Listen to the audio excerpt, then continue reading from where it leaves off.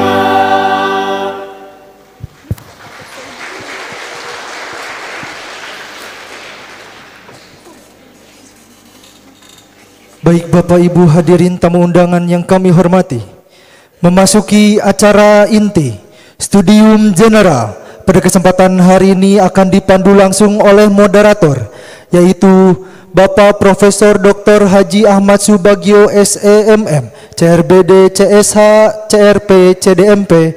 Beliau adalah Wakil Rektor Bidang Pengembangan Riset, Advokasi dan Promosi. Kepada Bapak Moderator kami persilahkan.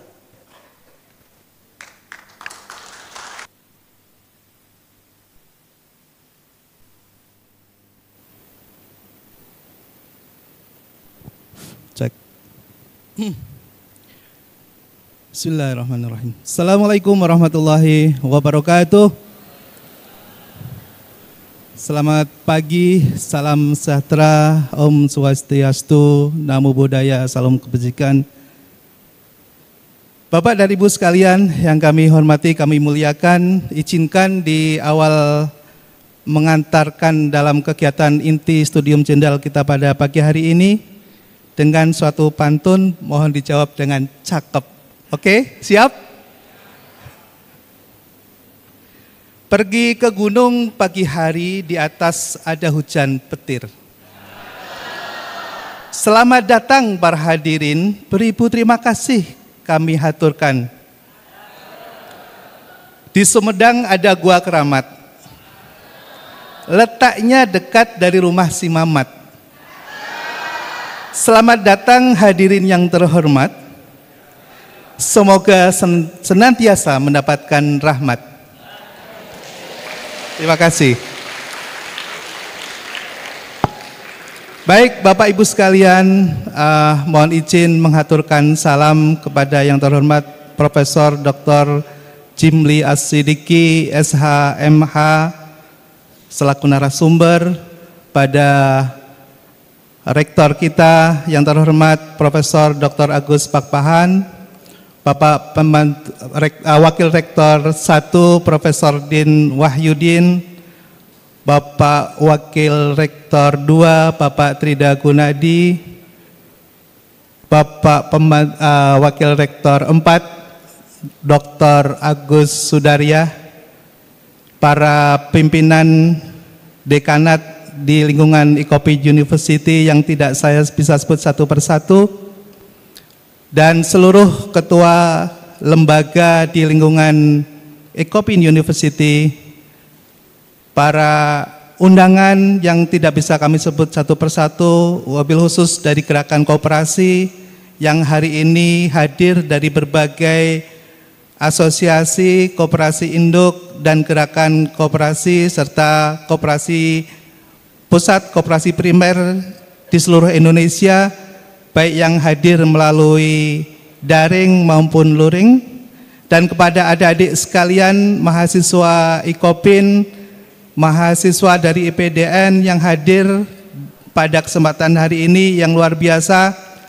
Selamat datang di kampus Ecopin University, kami haturkan, dan mohon izin saya untuk bisa memimpin kegiatan Studium Jenderal pada kesempatan hari ini dengan topik yang sama-sama kita lihat di depan, hak konstitusional koperasi dalam Undang-Undang Dasar 1945.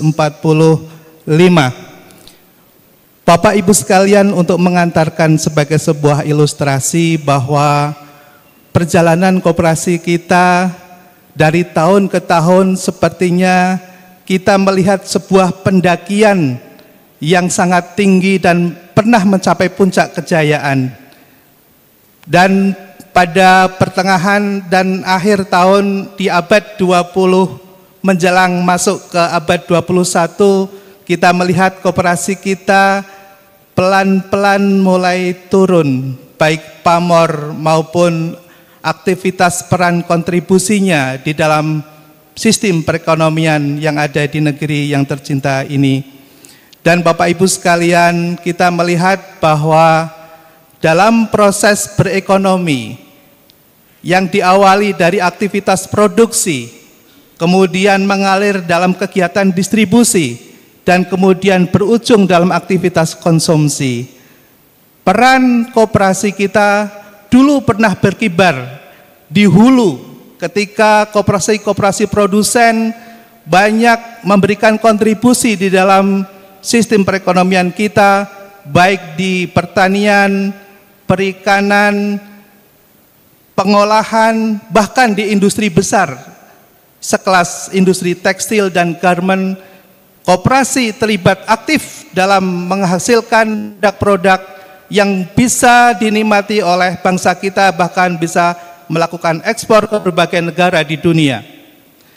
Namun demikian Bapak Ibu sekalian, kita melihat saat ini bagaimana kondisi koperasi kita.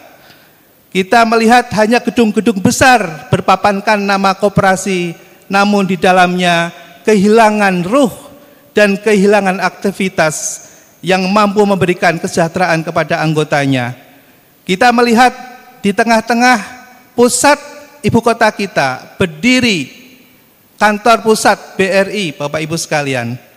Mungkin kita nggak mengira kalau gedung dan tanah yang ada di bawahnya adalah milik GKBI. GKBI pernah berjaya dan meninggalkan berbagai peninggalan yang ada di seluruh hampir kota, di kota-kota besar kita, baik kantornya maupun asetnya. Namun kemudian sekarang aktivitasnya sudah hampir kita katakan tiada lagi. Lalu kemudian koperasi susu, ada koperasi tahu tempe, ada koperasi yang bergerak di sektor distribusi angkutan yang begitu besar dan memenuhi aktivitas usaha di berbagai kota di Indonesia, nyaris sudah nggak bisa kita lihat lagi saat ini. Lalu bagaimana dan ada apa sebetulnya dengan negeri ini yang kita sama-sama mengetahui bahwa dasar dan landasan yang dibangun di dalam Undang-Undang Dasar kita jelas-jelas memberikan amanat di dalam pasal 33 ayat 1. Perekonomian disusun sebagai usaha bersama berdasarkan atas azas kekeluargaan. Dan kita semua paham dan mengetahui bahwa yang paling dekat institusi, lembaga, usaha yang dekat dengan amanat ini adalah koperasi. Bapak Ibu sekalian, hari ini kita akan menyimak bagaimana melakukan suatu upaya secara konstitusional untuk mengembalikan ruh dan mengembalikan kembali martabat dan marwah koperasi di negeri yang tercinta ini. Bapak Ibu sekalian, Saya sempat membaca dari buku yang ditulis oleh Prof. Jimli di dalam bukunya yang berjudul Konstitusi Ekonomi. Mungkin barangkali Bapak Ibu sekalian belum sempat membaca atau bahkan sudah ada yang membaca.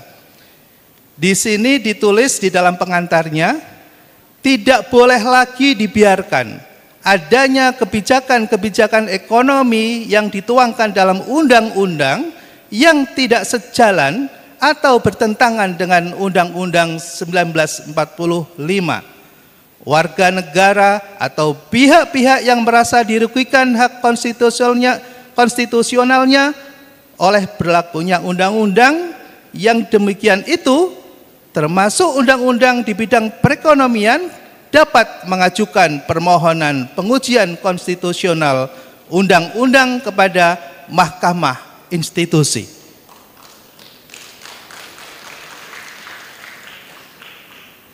Apakah undang-undang yang selama ini berjalan telah melanggar hak konstitusional koperasi?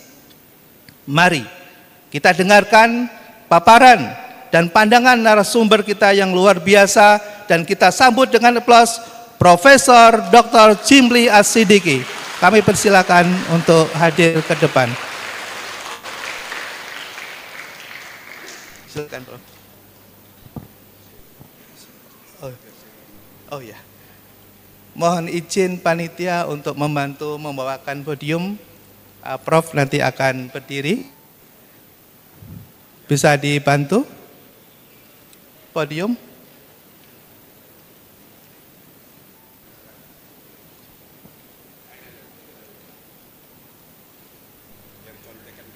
Siap, Prof.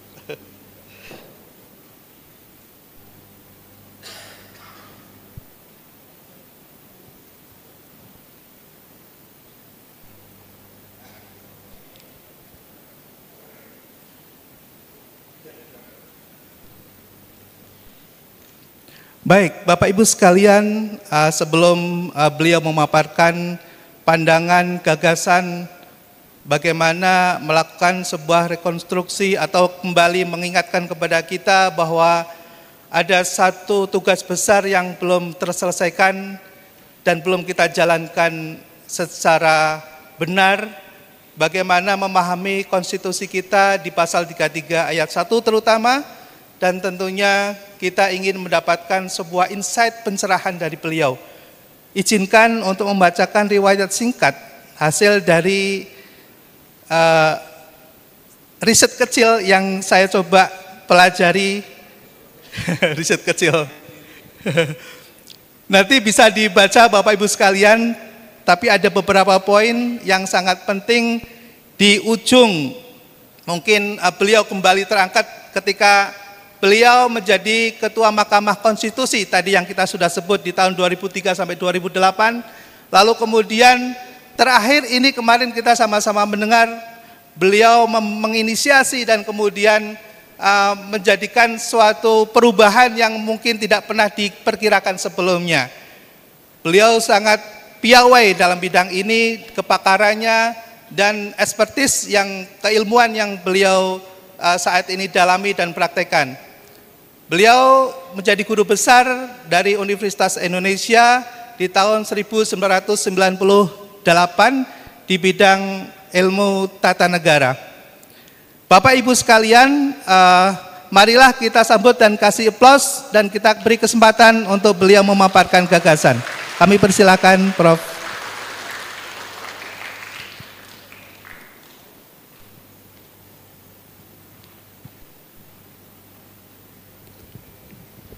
Assalamualaikum warahmatullahi wabarakatuh. Selamat pagi, salam sejahtera untuk kita semua. Yang saya hormati Pak Rektor, para pimpinan yayasan, segenap sivitas akademika, para dosen, mahasiswa terutama, dan hadirin sekalian, baik yang hadirin hadirat maupun zoomiin dan zoomiat. Saya ucapkan selamat bergabung dalam tukar pikiran diskusi kita musyawarah ide-ide, tukar pikiran ide-ide, dan sebetulnya itulah esensi dari musyawarah. Filsafat bermusyawarah itu tukar pikiran, tukar ide akal sehat. Kemarin saya kasih tahu ada 3 jenis akal. Ada akal sehat, ada akal bulus, ada akal fulus. Nah, yang kita musyawarahkan ini akal sehat. Insya Allah kita menemukan kebenaran. Bapak Ibu saudara-saudara sekalian, saya ucapkan terima kasih nih Pak Rektor. Waktu bertemu di acara Dekopin, karena saya diminta sudah periode terakhir ini Ketua Dewan Penasehat Dekopin, yaitu tugasnya memberi nasihat, didengar atau tidak didengar, pokoknya kita kasih nasihat. Nah, dalam acara tersebut beliau minta saya untuk hadir di Ikopin. Wah, ini fardu ain saya bilang. Nah, itu harus dipenuhi. Apalagi Dekopin, Ikopin, ini kan sama-sama satu keluarga besar Gerakan Koperasi Indonesia. Saya rasa memang kita harus sama-sama mempromosikan kembali, revitalisasi gerakan koperasi. Saudara-saudara, sebagaimana tadi disampaikan, tahun 2010 saya khusus menulis buku, judulnya Konstitusi Ekonomi. Tahun 2014 saya ada tulis lagi Konstitusi Keadilan Sosial. Jadi banyak orang mengira ahli tata negara itu hanya ngurusin politik saja. Tidak dengan saya.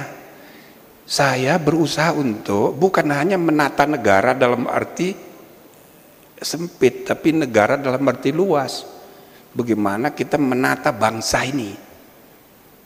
Nah, oleh karena itu disertasi saya pun dulu tahun 90 itu mengenai kedaulatan rakyat di bidang politik dan juga di bidang ekonomi. Itu disertasi saya dapat penghargaan Muhammad Yamin Award. Itu jadi pertama kali ahli tata negara menulis mengenai ekonomi. Serius aja Pak ahli tata negara yang lain, nggak ada yang berpikir begitu, politik semua.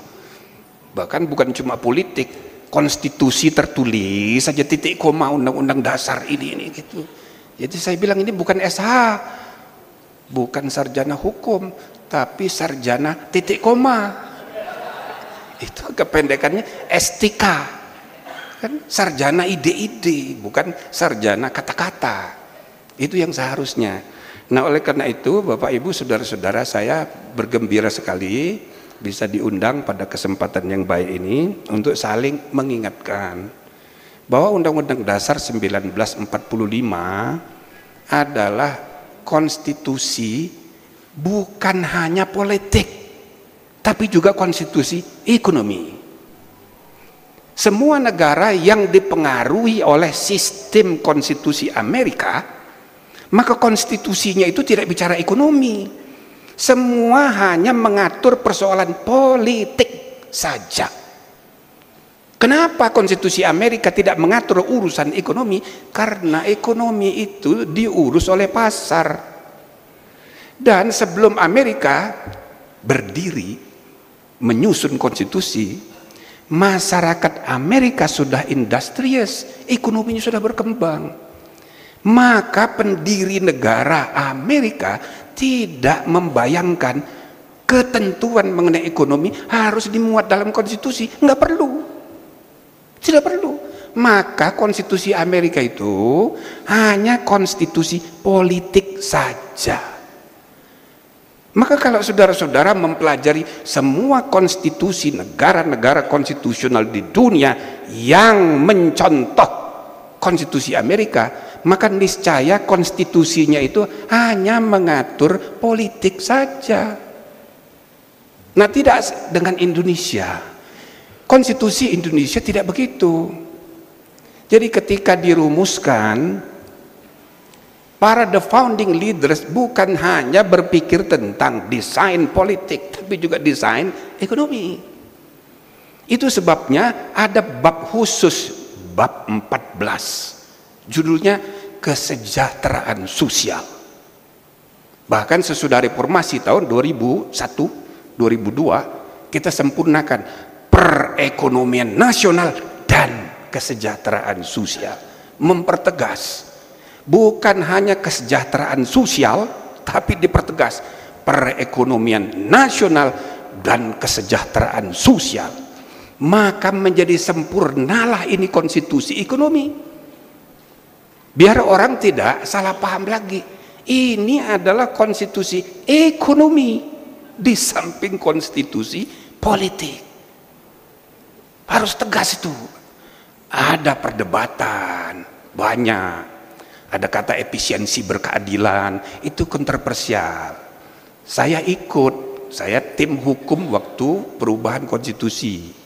Di buku itu saya ceritakan bagaimana kelompok yang muda-muda dipimpin oleh Syahrir dan Sri Mulyani sebagai sekretaris tim waktu itu, dan lawan Mubiarto, kelompok senior, yang muda-muda ini mau menghapus pasal 33 sama sekali karena dianggap tidak relevan dengan perkembangan zaman. Tapi Mubiarto, Dawam CS ngotot sampai di dalam rapat PAH 1 BPMPR, rapat terakhir, Mubiarto mengundurkan diri dari tugasnya sebagai tim ahli. Saya sebagai tim hukum bersama Profesor Ismail Sunyi beberapa kali mengadakan pertemuan melerai kedua kelompok ini. Nggak bisa, memang cara berpikirnya memang beda. Terpaksa Mubiarto mengundurkan diri. Tapi alhamdulillah pasal 33 tidak dihapus, tapi disempurnakan. Pasal 33, pasal 34 disempurnakan. Meskipun sekali lagi tetap ada kontroversi, ada kata efisiensi. Begitu. Banyak tokoh yang sampai sekarang ini masih berpikir bahwa ini bertentangan dengan Pancasila karena ada kata efisiensi. Nah, itu juga salah juga. Seolah-olah koperasi tidak perlu efisien. Nah, itu tidak benar juga. Sudah itu komprominya sudah demikian. Efisiensi berkeadilan. Itu satu kata, tidak ada koma. Efisiensi enggak pakai koma, berkeadilan. Itu artinya satu kata. Des, efisiensi berkeadilan. Satu kesatuan ide. Jadi koperasi pun harus efisien. Kira-kira begitu. Tapi saya mau menceritakan bagaimana Undang-Undang Dasar kita ini harus dipahami sebagai konstitusi ekonomi, Bapak Ibu saudara-saudara sekalian. Dan kita sudah mendirikan Mahkamah Konstitusi sebagaimana tadi disinggung. Sudah banyak undang-undang yang sejak zaman saya pun kami batalkan karena bertentangan dengan pasal 33 dan pasal 34. Banyak undang-undang tenaga listrikan, undang-undang sumber daya apa, macam-macam yang kami batalkan. Jadi ada sarana kontrolnya supaya konstitusi kita ini dijalankan, tidak hanya retorika, tidak hanya teks, tapi ya dijalankan. Nah, oleh karena itu Bapak Ibu saudara-saudara sekalian, ide mengenai konstitusi ekonomi ini harus ya menjadi rujukan ekonomi konstitusi.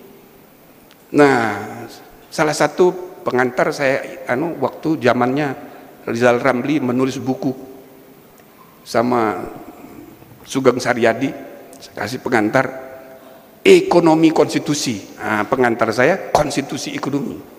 Begitu. Jadi saudara-saudara sekalian, ide konstitusi ekonomi ini sesuatu yang masih dalam tanda petik ya, kurang dipahami, kurang dimengerti. Padahal konstitusi adalah kesepakatan tertinggi berbangsa dan bernegara. Saudara, kesepakatan itu tidak boleh dikhianati. Kesepakatan itu tidak selalu harus sempurna. Menurut teori-teori bisa saja kesepakatan itu tidak sempurna, tapi sekali sudah disepakati wajib hukumnya ditaati. Kalau tidak ditaati artinya mengkhianati kesepakatan. Dalam Al-Quran ada 3 konsep sama penting. 1 iman, 2 keadilan, 3 amanah. Amanah itu artinya tidak cedera janji. Kalau kita sudah bersepakat, maka harus kita jalankan walaupun pahit. Menurut teori ini nggak benar ini. Iya, menurut teori kamu ya nggak benar, tapi ini sudah disepakati, mau dia pahit. Misal pasal 23B, macam dan mata uang ditetapkan dengan undang-undang. Itu artinya macam dan mata uang tidak boleh floating, harus ditetapkan oleh negara. Menurut teori neoliberal ini keliru. Ya keliru, boleh aja keliru, tapi ini kesepakatan. Maka itu yang namanya kurs mata uang itu harus dipek. Itu diperdebatkan di Risalah Undang-Undang Dasar BPUPKI, diperdebatkan, ada tulisannya kenapa harus ditetapkan oleh negara. Itu penjelasannya Pak, dari Bung Hatta, dari yang lain-lain, Supomo. Maka kalimatnya jelas, macam dan mata uang ditetapkan dengan undang-undang. Jadi usul Steve Hanke waktu kita reformasi tempo hari 98 itu benar, itu harus dipek. Itu sesuai dengan konstitusi. Boleh jadi tidak sesuai dengan teori, boleh jadi, tapi ini kan kesepakatan. Jadi yang nomor 1 yang harus kita taati adalah kesepakatan, saudara-saudara. Itulah yang namanya kesepakatan berbangsa. Kita harus tunduk kepada norma yang paling tinggi, gitu. Memang kita tidak boleh juga mengabaikan kenyataan bahwa kita hidup di tengah derasnya arus pasar politik maupun pasar ekonomi, ya kan? Ini saya namakan realitas tertinggi. Norma tertinggi Undang-Undang Dasar, realitas tertinggi UUD, ujung-ujungnya duit. Nah, gitu. Jadi ada 2 UUD, ujung-ujungnya duit. Itu realitas tertinggi. Apakah kita harus menolak pasar? Tidak. Ini realitas tertinggi. Tidak boleh kita mengabaikan pasar. Tidak apa-apa ini pakai khotbah, tambah khotbah dikit ya. Dalam Al-Quran saudara-saudara, semua digambarkan para rasul itu biasa berjalan di pasar. Biasa. Artinya pergaulan para rasul dengan kegiatan pasar itu sesuatu yang lazim. Biasa itu. Tetapi Rasulullah bersabda, khairul makan al-masjid wa syarrul makan as-suq. Dia berkata, tempat yang paling baik itu masjid, tempat yang paling buruk pasar. Syarrul makan as-suq, tempat paling buruk itu pasar. Bukan berarti Nabi Muhammad menjauh dari pasar, dia bergaul dengan pasar, tapi harus disadari pasar itu banyak iblisnya, gitu loh. Pasar itu banyak iblisnya, maka dia harus dipandu, diarahkan, dibimbing oleh nilai, oleh norma. Nilai, norma dilembagakan jadi norma tertinggi. Itulah peran negara. Jadi negara itu harus mengendalikan pasar, bukan berarti menjauhi pasar, tidak. Makanya di mana ada pasar orang bikin masjid, gitu loh. Cuma yaitu masjidnya dipengaruhi oleh pasar, bukan pasarnya dipengaruhi masjid. Itu lain lagi. Jadi saudara-saudara sekalian, pasar itu realitas tertinggi, tidak bisa kita hindari. Tapi market itu, market ekonomi itu, itulah saya namakan dengan istilah must be constitutional. Maka kita menerima ide market ekonomi, but must be constitutional. Inilah constitutional market economy. Nah, jadi saudara-saudara sekalian, secara teoritis kita memperkenalkan istilah itu, constitutional market economy, untuk memastikan kita tidak anti pasar, tapi must be constitutional, sesuai dengan kesepakatan tertinggi. Meskipun menurut teori Anda, teori dari mana-mana, ini enggak betul itu. Ya teorinya aja yang ngaco gitu loh. Ya, kita kan kesepakatan, bisa saja kesepakatan diubah. Tapi lihat perkembangan teori itu. Jadi saudara-saudara sekalian, kita harus mempertukarkan ide-ide teoritis mengenai kebijakan ekonomi dalam perjalanan sejarah. Bukan cuma di Indonesia, tapi bila mana perlu globally, secara global. Kita lihat perubahan-perubahan, perkembangan-perkembangan, sebagaimana tadi Pak Rektor sudah sampaikan. Banyak sekali perspektif-perspektif baru yang tatkala kita menghadapi perkembangan zaman, ya Allah, teori lama itu ngawur ternyata. Ya Allah, kita menemukan gitu loh. Nah, ini kita harus siap menerima kenyataan seperti itu. Jadi sekali lagi, kita harus menegakkan ini prinsip constitutional market economy. Kita harus berpegang teguh pada kesepakatan tertinggi namanya Pancasila dan Undang-Undang Dasar 1945. Jadi, tapi untuk diketahui, dan saya rasa baik untuk kita sadari bersama, sampai sekarang ini ide konstitusi ekonomi ini belum dipraktekkan sungguh-sungguh dalam kenyataan di lapangan. Meskipun sudah ada MK, sudah ada buku saya, sudah ada praktek undang-undang yang kita batalkan, tapi secara umum, saudara-saudara, kesadaran mengenai pentingnya konstitusi ekonomi ini masih sangat rendah. Nah, jadi ini catatan kita, keadaannya sekarang kayak begitu. Misal, di disertasi saya dulu tahun 90, saya teliti semua undang-undang sejak zaman kemerdekaan selama Orde Baru.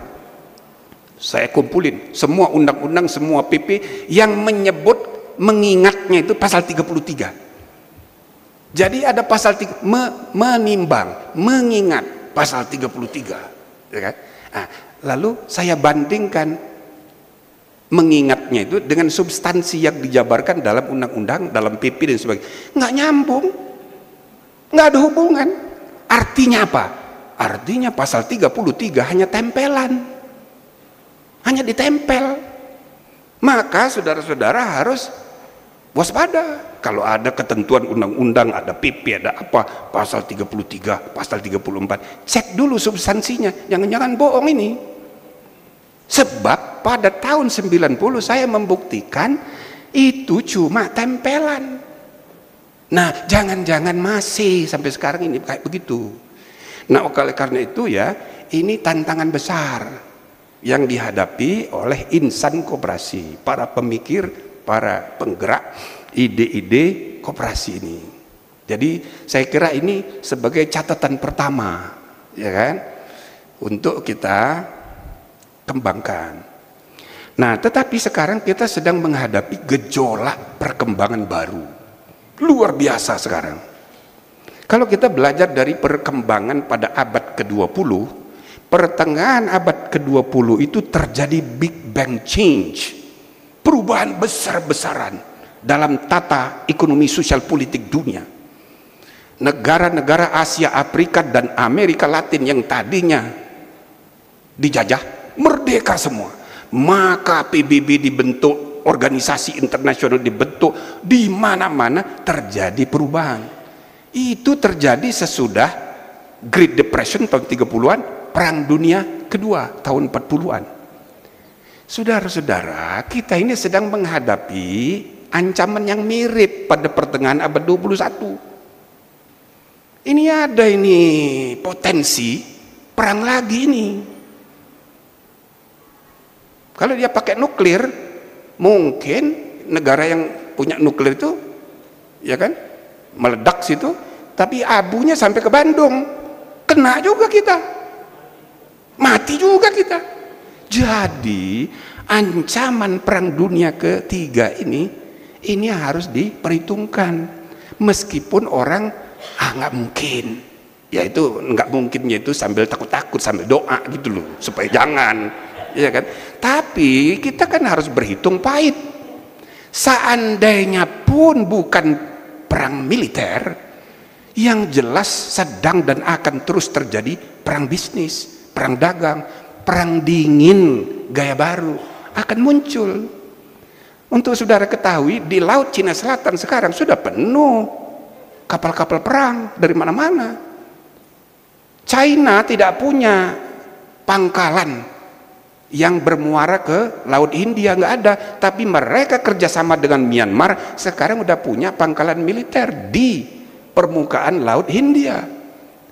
Dan yang namanya Amerika dan kawan-kawannya itu kena Thucydides trap, seperti digambarkan oleh Graham Allison. Thucydides trap itu maksudnya, Thucydides itu seorang filosof sejarah Yunani 400 tahun sebelum Masehi. Dia menggambarkan mengapa Athena dan Sparta perang. Sebabnya adalah, kata dia, tadinya yang dominan itu dalam kehidupan di Yunani itu adalah Sparta. Lalu kemudian lama-kelamaan muncul kekuatan baru namanya Athena. Banyak filosof, banyak orang pinter di situ. Dia muncul kekuatan baru. Sparta tidak siap menghadapi munculnya kekuatan baru. Maka itulah yang memicu perang antara Sparta dan Athena. Ini ditulis oleh Thucydides. Sekarang menurut Abraham, ya, apa namanya, Graham Allison dalam bukunya itu Thucydides trap, Amerika ini sedang menghadapi perangkap yang sama.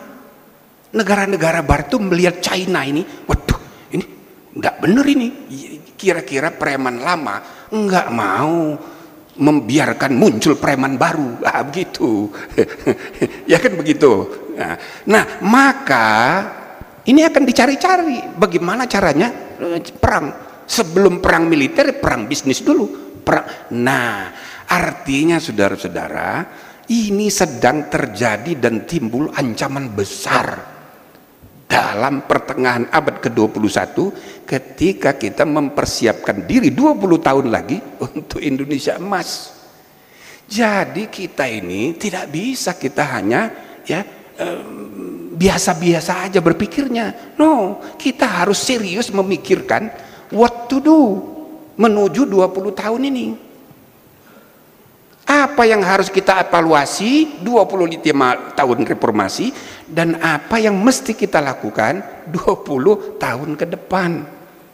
Lihat saudara-saudara ya, sekarang gelombang apa yang digambarkan oleh, ini saya kutip lagi, Michael Hudson. Dia menulis tahun 72, tapi direvisi lagi bukunya itu, diedarkan lagi tahun 2021 yang lalu. Judulnya ini menarik. Super Imperialism, the economic strategy of American Empire. Super imperialism, imperialisme super, itu strategi ya ekonomi dari American Empire. American Empire itu bahasa lainnya khilafah Amerikia. Jadi saya suka bilang pada yang menggagas ide-ide khilafah, jangan keliru. Ide itu, khilafah itu hasil bukan sebab. Khilafah itu akibat dari sukses, bukan sebab menuju sukses. Kalau Anda mau menggerakkan khilafah, ini akan memecah belah, menyesatkan. Khilafah itu hasil.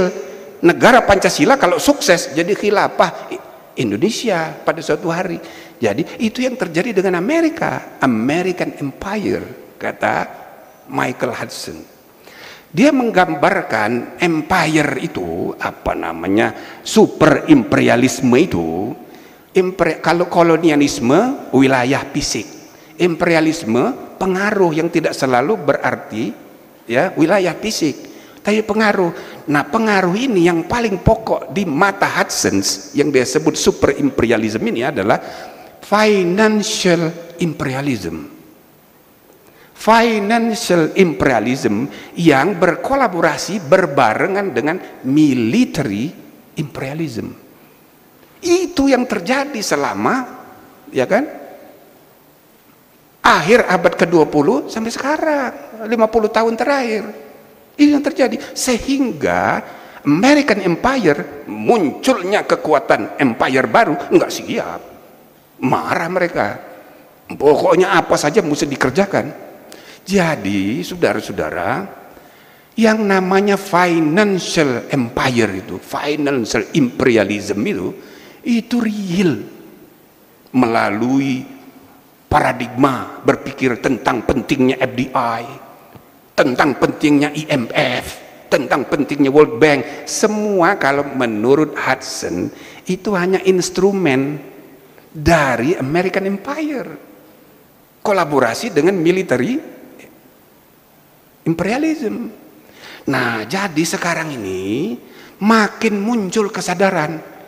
Buku Michael Hudson ini baru dicetak ulang, the third revisionnya tahun 2021, padahal itu tahun 1972 diterbitkan.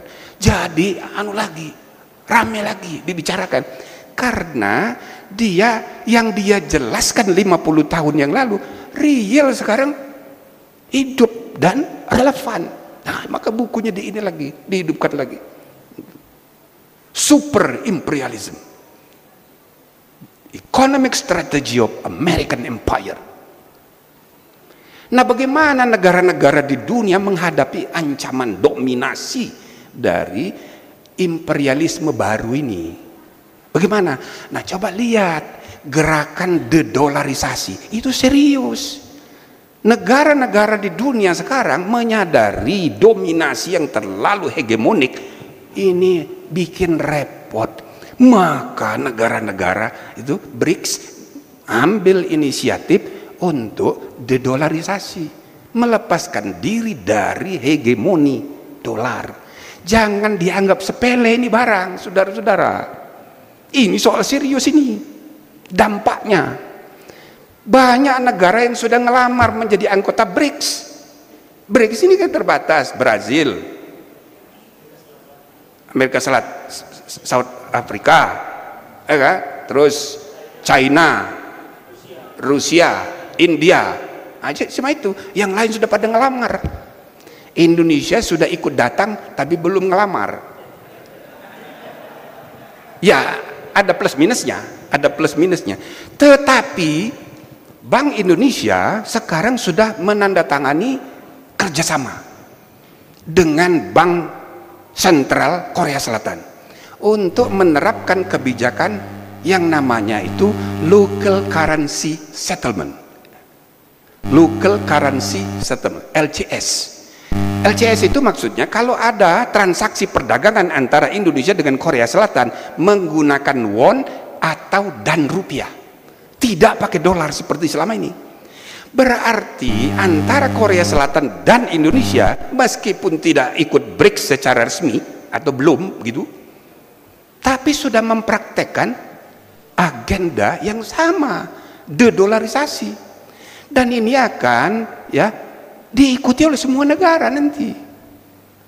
Artinya saudara-saudara, kita harus siap mengenai kemungkinan berkembangnya bukan hanya dedolarisasi, tapi deglobalisasi ekonomi.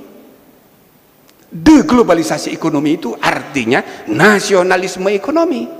Sekarang di mana-mana orang bicara nasionalisme ekonomi. Maksud saya, kita di Indonesia ini harus kayak begitu juga berpikirnya. Harus out of the box. Bahwa kita harus siap dengan kemungkinan kita harus membangun spirit baru, nasionalisme ekonomi berdasarkan Pancasila dan Undang-Undang Dasar 1945 sebagai konstitusi ekonomi ekonomi constitution, konstitusi ekonomi tadi, yang menerima realitas pasar tapi harus constitutional market economy. Nah, bersamaan dengan itu muncul praktek-praktek state capitalism versus market capitalism. China berhasil dengan keluar, ya kan, menjadi contoh negara yang menerapkan state capitalism. Vietnam state capitalism, dia menerima kapitalisme tapi dikontrol oleh negara. State capitalism. Cuma bedanya dengan kita, China sama Vietnam ini komunis, anti Tuhan. Partainya cuma satu, namanya Partai Komunis. Di bidang politik dia masih komunis, tapi di bidang ekonomi dia sudah kapitalis. Dia anti Tuhan, anti sila pertama, Pancasila. Yang kedua, dia anti demokrasi, karena partainya cuma tunggal, kita partainya banyak. Yang ketiga, dia anti pluralisme, Bhinneka Tunggal Ika. Jadi beda sama kita. State capitalism dalam satu aspek itu cocok, tapi tidak bisa kita meniru Cina, tidak bisa meniru Vietnam, karena mereka ini negara anti Pancasila. Demokrasi yang harus kita bangun demokrasi Pancasila, baik demokrasi politik maupun demokrasi ekonomi. Kata Bung Karno dulu, demokrasi politik plus demokrasi ekonomi sama dengan, dia kan insinyur, jadi pakai rumus-rumus. Jadi salah satu pidatonya judulnya gitu, demokrasi politik plus demokrasi ekonomi sama dengan demokrasi sosial, social demokrasi. Itu yang dibayangkan Bung Karno. Jadi demokrasi itu bukan hanya politik, tapi juga ekonomi. Intinya adalah rakyat itu secara sendiri-sendiri dan bersama-sama berdaulat, baik di bidang politik maupun di bidang ekonomi. Ini serius ini. Jadi kalau Pak Rektor tadi bilang NKRI, Negara Kesatuan Republik Indonesia, itu juga adalah NKRI, Negara Koperasi Republik Indonesia. Benar itu.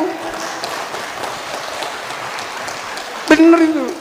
Karena yang berdaulat di bidang ekonomi rakyat sendiri-sendiri maupun secara bersama-sama. Meskipun dalam salah satu pidato yang lain dari Bung Karno, dia menggambarkan pengertian kedaulatan rakyat itu dalam pengertian kolektif. Nah, saya tidak, bukan hanya kolektif, tapi juga sendiri-sendiri. Sendiri-sendiri dan bersama-sama adalah pemegang kedaulatan tertinggi di bidang politik dan di bidang ekonomi. Nah, oleh karena itu saudara-saudara sekalian, harus kita kaji dengan serius supaya ide-ide konstitusi ekonomi ini direalisasikan. Mekanisme untuk kontrolnya sudah ada MK. Jadi kalau ada kebijakan yang melanggar kesepakatan tertinggi, bisa kita batalin melalui uji konstitusional. Ini soal serius supaya mahasiswa pun tahu ini apa yang harus dibuat. Jadi jangan hanya urusan politik aja yang dibicarakan, tapi kebijakan ekonomi sama seriusnya. Nah, yang lain adalah saudara-saudara sekalian, sebagaimana tadi disebut oleh Pak Rektor, benar sekali. Jadi sekarang ini muncul banyak teori-teori baru. Misalnya ada buku ya, judulnya Blue Ocean Strategy, ditulis oleh Chan Kim, profesor dari Korea Selatan, tapi dia profesor di Amerika. Chan Kim ini menulis Blue Ocean Paradigm, Blue Ocean Strategy. Dia ahli entrepreneurship, ahli manajemen. Jadi sesudah dia kaji teori-teori manajemen ya, dalam sejarah, maka kesimpulannya yang paling tepat untuk masa kini dan masa depan itu adalah ya beyond competition, di atasnya kompetisi. Kompetisi itu masa lalu, masa kini dan masa depan. Kompetisi itu sudah kampungan. Yang penting itu kolaborasi, partnership. Dan dalam praktek di seluruh dunia sekarang istilah cooperation itu sudah mulai berubah jadi partnership, strategic partnership antara Indonesia dengan apa. Istilah itu dalam perjanjian antar negara sudah dipakai, partnership. Tidak sekedar cooperation tapi juga collaboration. Nah, digambarkan oleh Chan Kim ini ibarat ya Blue Ocean versus Red Ocean. Red Ocean itu dia gambarkan lautan itu berdarah-darah karena isinya segala macam binatang buas kayak Homo homini lupus yang ditulis oleh Thomas Hobbes ya. Binatang buas ini saling memangsa di antara mereka sendiri. Buaya darat, buaya laut, segala macam saling memakan. Sehingga lautan itu berdarah-darah jadi merah. Itu dia bilang Red Ocean. Tapi di zaman sekarang nggak bisa begitu.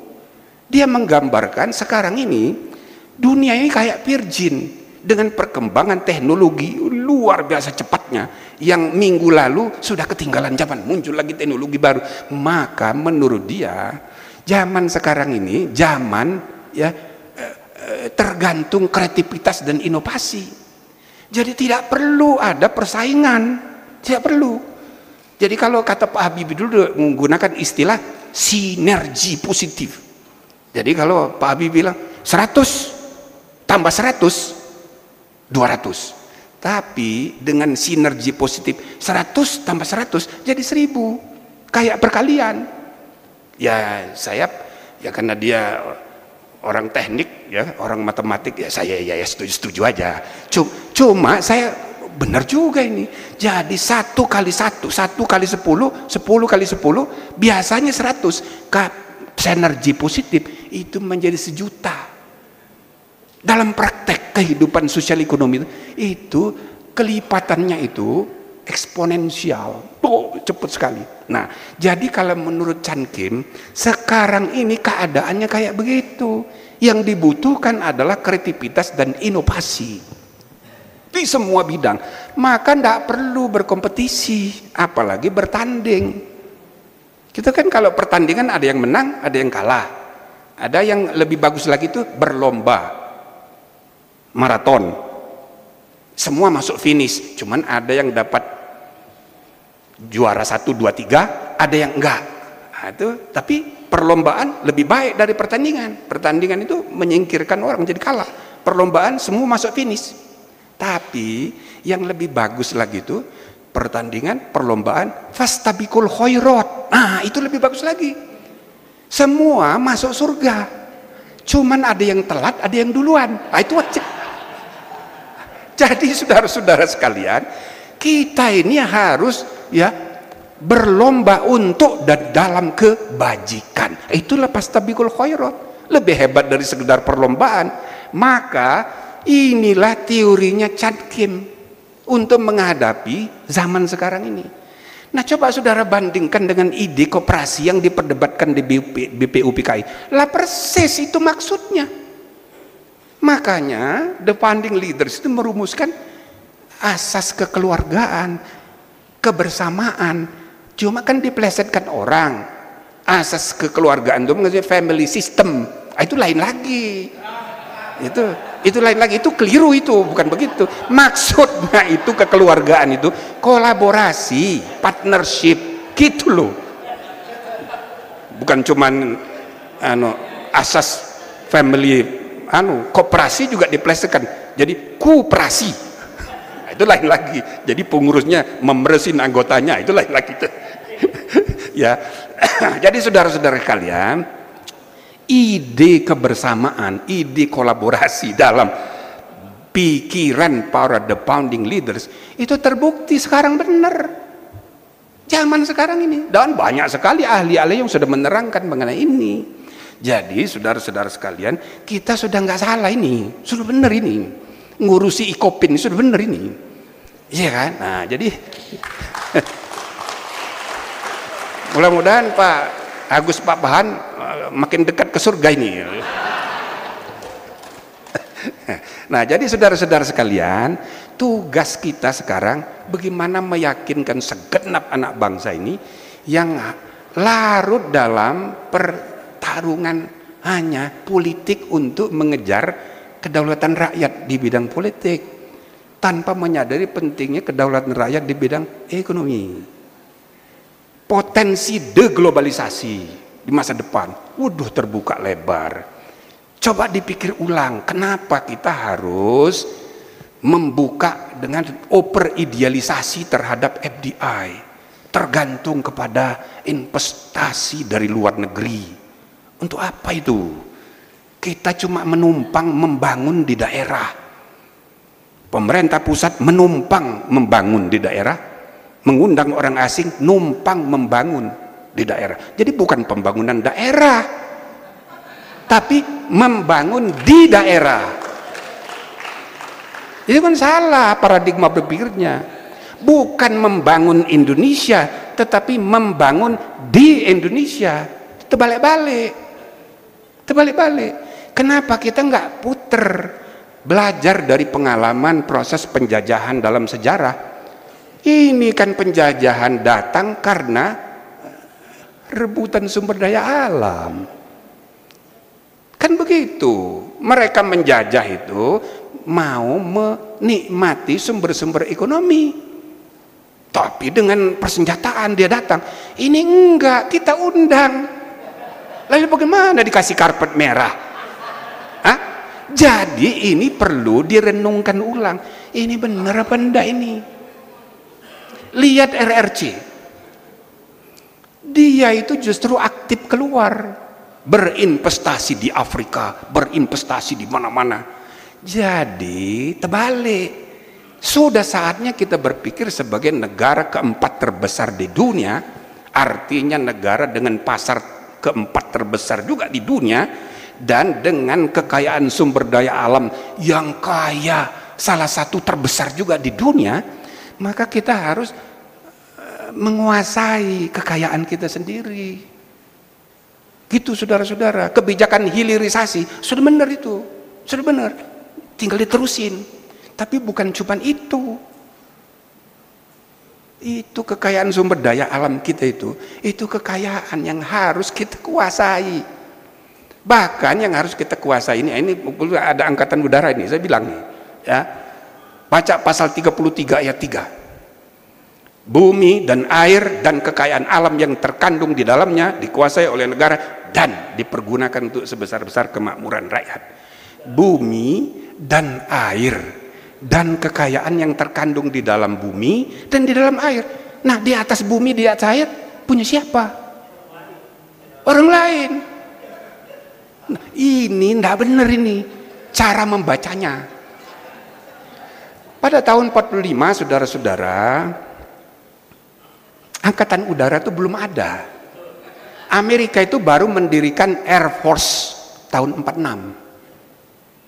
Tahun 46, sesudah Perang Dunia Kedua. Jadi pesawat yang ngebom Hiroshima, Nagasaki itu bukan angkatan udara tapi angkatan laut. Angkatan laut. Jadi di Amerika pun baru itu angkatan udara. Baru. Nah, dalam konstitusi Amerika pun ada pasal namanya Territory and Property Clause. Pasal wilayah negara dan hak milik negara. Persis di dalamnya hanya mengatur darat dan laut. Udara nggak diatur. Memang barang baru ini udara. Tapi alhamdulillah pada tahun 45 sebelum Amerika membuat Air Force, pasal 10 kita sudah rumuskan. Presiden memegang kekuasaan tertinggi atas angkatan darat, angkatan laut, dan angkatan udara. Maka dalam salah satu pertemuan dengan dipimpin oleh Kastab AU dulu, Jenderal-Jenderal kumpul, saya bilang, untung ada angkatan udara. Alhamdulillah di Ikopin untung pula ada angkatan udara. Kenapa mesti ada angkatan udara? Karena kita harus menguasai integritas wilayah di udara. Kenapa mesti gitu? Karena kekayaan yang terdapat di dalamnya ya punya kita.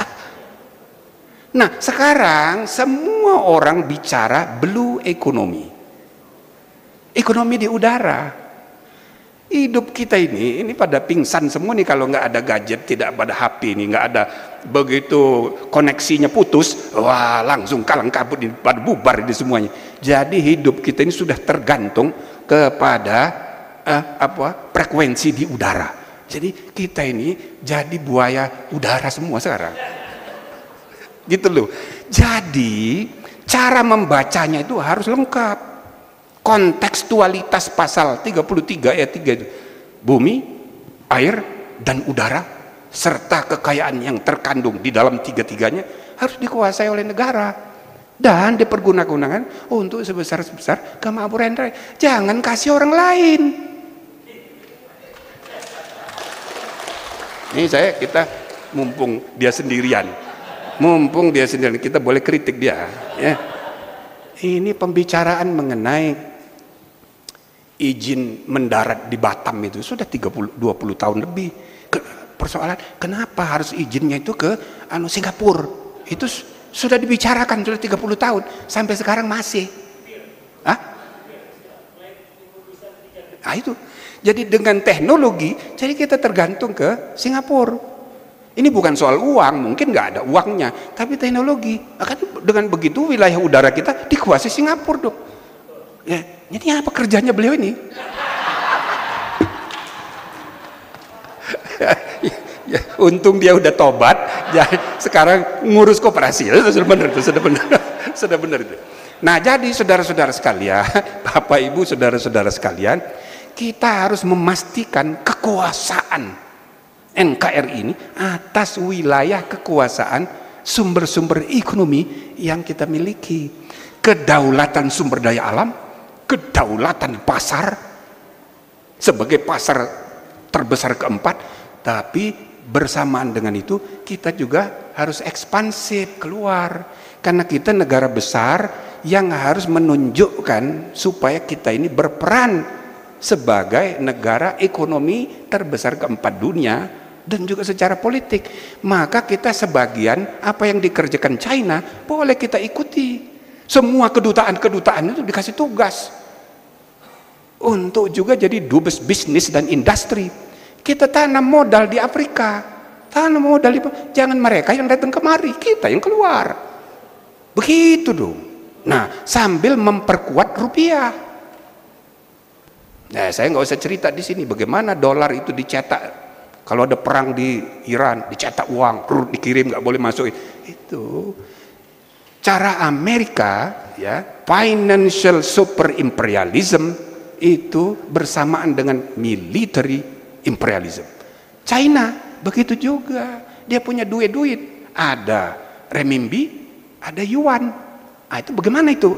Jadi kita ini bukan the shareholders, itulah ide wakaf. Coba dipelajari bagaimana kemungkinan kita mengembangkan hal semacam ini. Seperti ada istilah noble industry. Jadi industri ada yang commercial industry, ada yang noble industry. Commercial industry itu dedicated to the shareholders, sama kayak tadi, tapi noble industry dedicated to the stakeholders. Nah, jadi PT-PT pun harus dibongkar konseptualisasinya, karena POC yang duluan memperkenalkan konsep saham itu. POC sebelum datang kemari, mereka di Eropa bikin saham, lalu dijual sahamnya.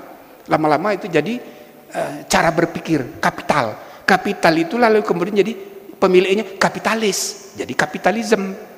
Jadi saudara-saudara, kita harus berpikir pasca kapitalisme dengan memperkenalkan ide kooperasi, kebersamaan, dan pelembagaannya. Coba kita dengan wakaf itu. Maka begitu saya dengar ada ide kita bikin ini koperasi rakyat Indonesia atau koperasi warga negara Indonesia, NKRI tadi, Negara Koperasi Republik Indonesia. Jadi seluruh rakyat Indonesia jadi anggota koperasi. Jadi anggota koperasi. Itu bagus itu. Nah, koperasi Indonesia itu nanti harus diimbangi oleh bank wakaf.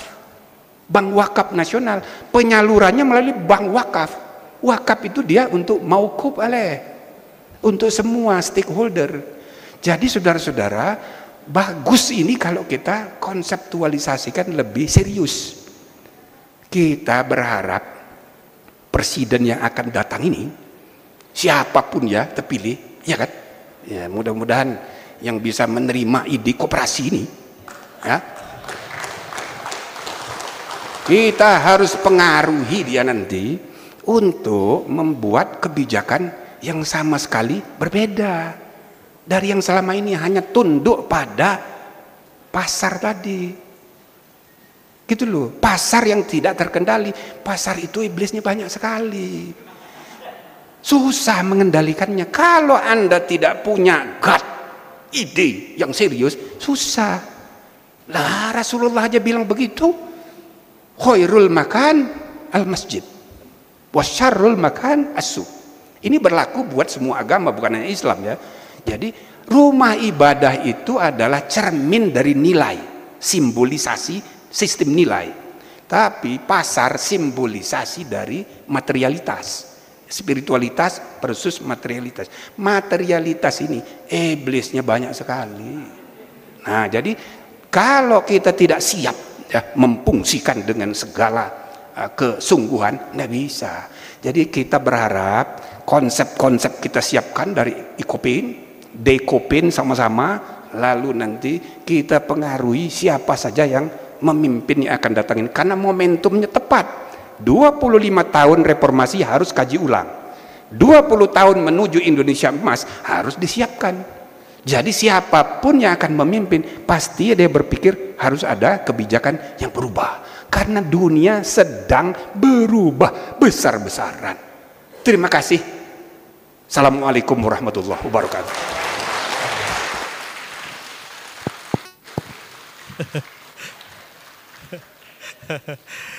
Terima kasih Prof.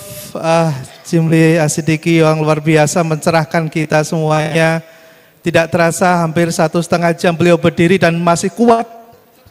Hampir 1,5 jam Prof. Luar biasa. Sekali lagi aplaus buat beliau. Baik Bapak Ibu sekalian, sudah jam 11.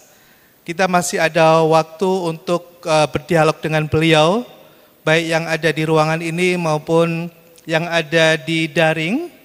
Kita bersama-sama tadi sudah menyimak apa yang menjadi gagasan beliau, sangat mendasar sekali, filosofis sekali, fundamental sekali, tidak bicara dalam kerangka teknis tapi bicara tentang kerangka filosofis.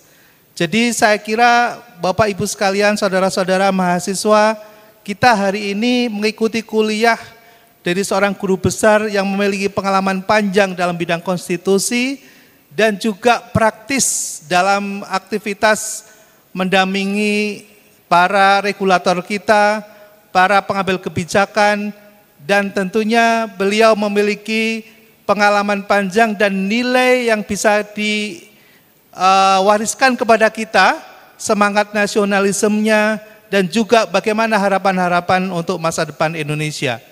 Baik Bapak Ibu sekalian, saya bacakan pantun. Prof sambil diminum Prof, kalau berkenan sekiranya sudah bicara 1,5 jam lebih. Tebing tinggi di atas gunung Merapi, hati-hati bila sedang mendaki. Hidup ini tak bisa diulangi. Mari kita segera mulai diskusi. Baik, Bapak Ibu sekalian, kita ada waktu 30 menit, kita bagi 2 session, 15 menit, 15 menit. Masing-masing kita akan bahas mudah-mudahan cukup 5 menit, 5 menit, 5 menit. 2 untuk pertanyaan yang ada di sini dan 1 pertanyaan yang ada di daring. Di sini ada 4 sayap, ada 1, 2, 3, 4. Nanti akan dapat kebagian semuanya, satu-satu mewakili. Ada mahasiswa juga, saya persilakan. Saya mulai dari sebelah kiri dulu. Oke, baik. 1 yang berdiri Ibu ya, nanti bisa dibantu. Kemudian yang kedua di sini, tadi Ibu, sekarang Bapak boleh dibantu. Ya, saya kasih kesempatan yang di belakang, mohon maaf yang di belakang ya Bapak. Jadi satu lagi mungkin bisa raise hand bagi yang ikut daring pada kesempatan ini. Nanti mohon dibantu oleh panitia untuk membacakan, mungkin ada yang menanyakan lewat Zoom, bisa raise hand dan nanti kalau misalnya ada catatan boleh dibantu dibacakan oleh panitia karena kami tidak bisa melihat. Mohon nanti bisa dibantu. Ya, terima kasih. Kami persilahkan untuk Ibu boleh menyebut nama mewakili mungkin dari koperasi atau dari gerakan atau dari perguruan tinggi secara singkat nama Ibu dan dari mana dan tentunya ditujukan kepada narasumber. Kami persilahkan Ibu. Baik, terima kasih Bapak Moderator atas kesempatan yang diberikan kepada saya. Assalamualaikum warahmatullahi wabarakatuh. Perkenalkan, nama saya Suarni Amran, saya dari dosen Icopin University. Pertama saya ucapkan terima kasih kepada Bapak Profesor Jimli yang saya hormati dan saya banggakan. Saya terkesan Pak pada kesempatan ini, bayangan saya masih berhadapan dengan Ketua MKMNK Pak. Baik, terima kasih Pak. Terkait dengan apa yang telah Bapak sampaikan tadi tentang hak konstitusi koperasi dalam Undang-Undang Dasar 1945. Saya pikir ini hal yang sangat penting kita bahas bersama karena memang sampai saat ini Pak Prof. Jimli tadi Bapak menyampaikan bahwa sejak diamandemennya konstitusi kita tahun 1999 sampai tahun 1999 dan 2000 sampai sekarang sudah 23 tahun hampir Pak Profesor. Nah, yaitu dihapuskannya penjelasan pasal 33 yang mencantumkan dengan demokrasi ekonomi kita. Di mana Bapak mengatakan tidak dihapuskan tapi disempurnakan, yaitu ditambahkan menjadi 5 ayat pasal 33.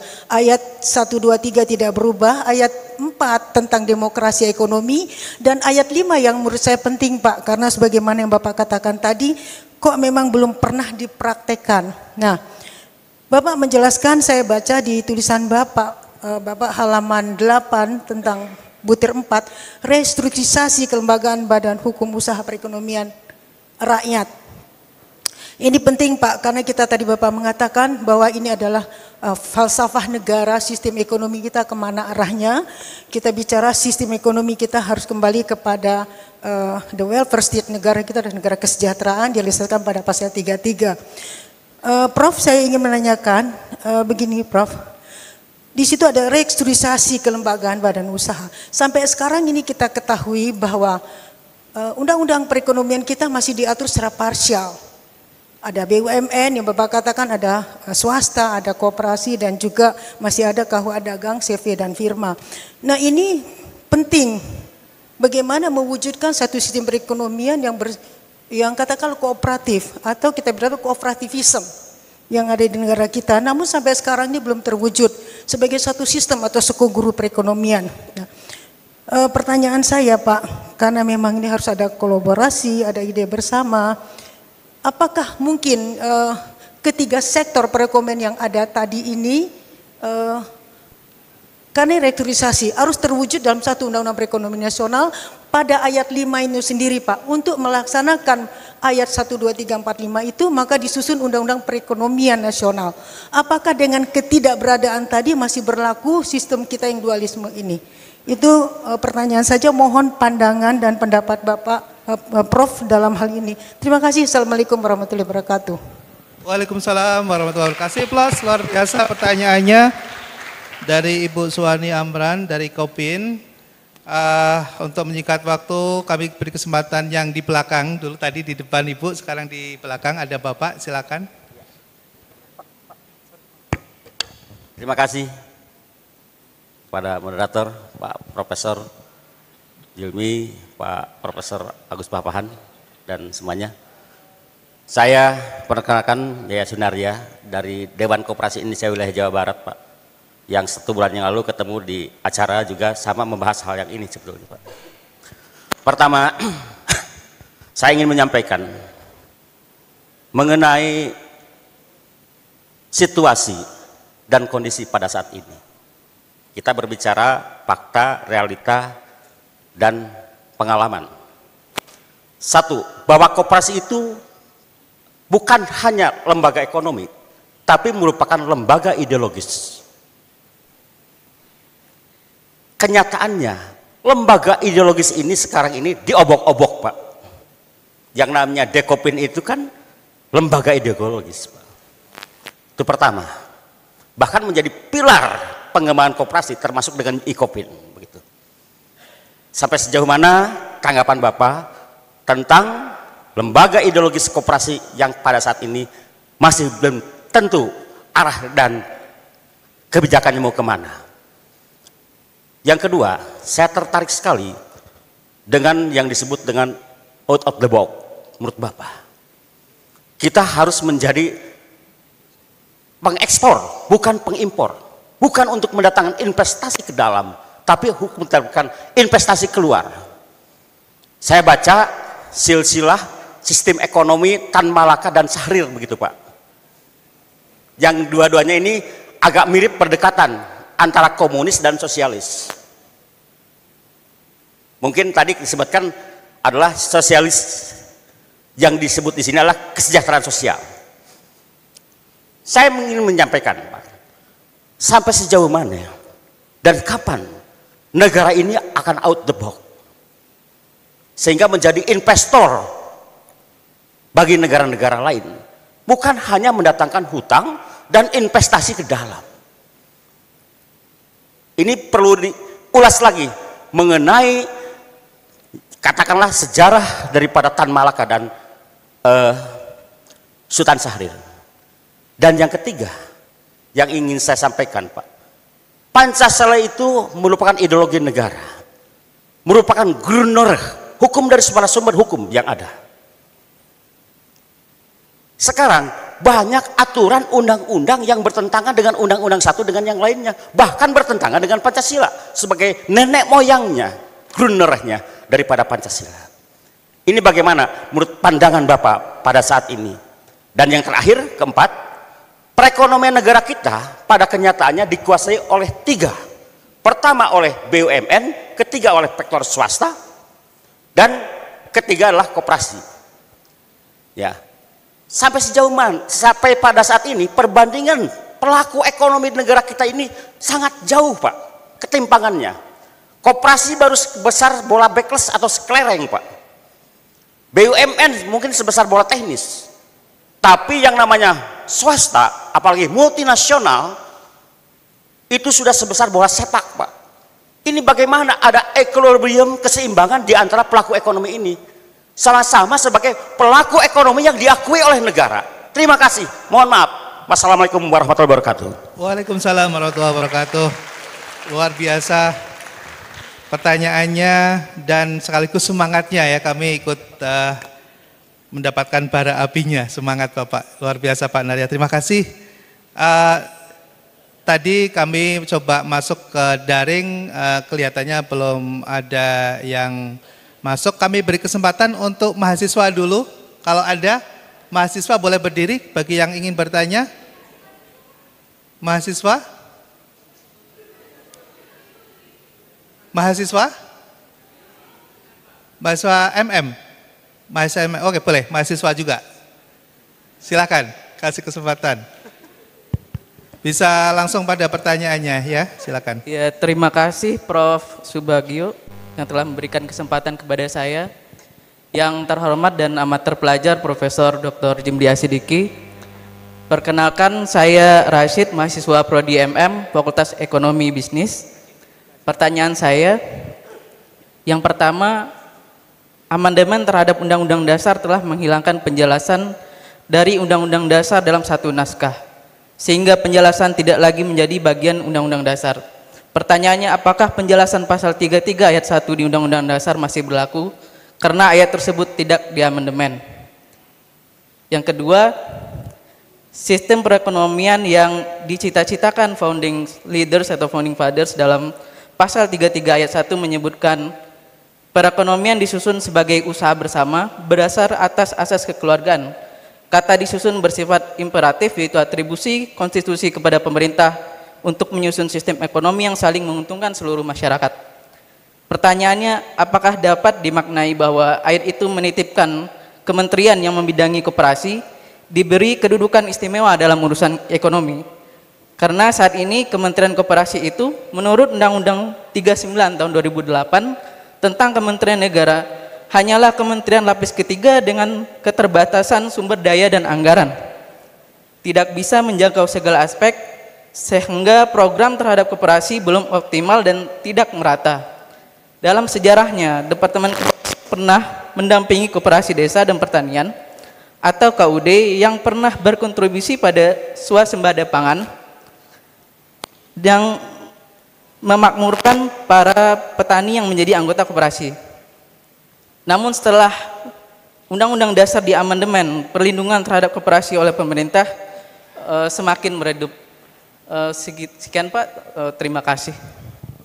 Terima kasih Mas Rashid, kasih plus untuk penanya ketiga, luar biasa mengkritisi perundangan kita terutama di pasal 33 di penjelas dan juga mengkaitkan dengan bagaimana saat ini Kementerian Koperasi berkontribusi dan menguatkan yang seharusnya memberikan penguatan kepada koperasi, namun mungkin realitanya seperti apa, saya kira hal ini menjadi sebuah dialektika kita pada kesempatan hari ini. Nanti akan dijawab oleh narasumber. Kami persilahkan kepada Prof. Jimli untuk memberikan jawaban atas pertanyaan dari tiga penanya. Kembali lagi kami sampaikan, Prof, ada Bu Suwarni Amran dari Koprin, ada Pak Sunarnya dari Dinkop Jabar, kemudian ada Pak Mas Rashid dari Prodi MM. Kami persilakan, Prof.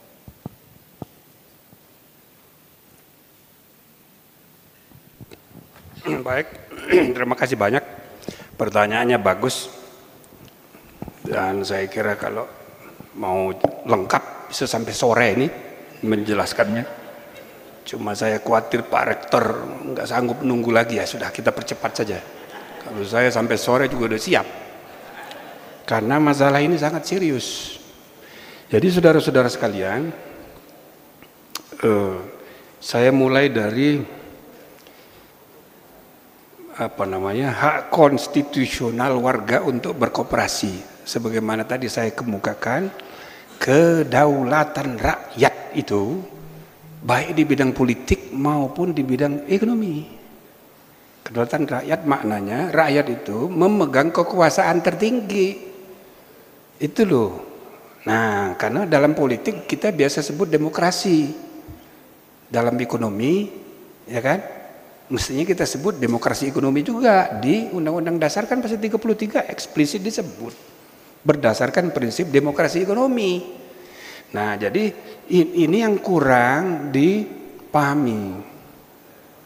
Di karangan para ahli ilmu sosial pun melihat ahli-ahli ilmu politik itu politik aja pikirannya. Itu loh.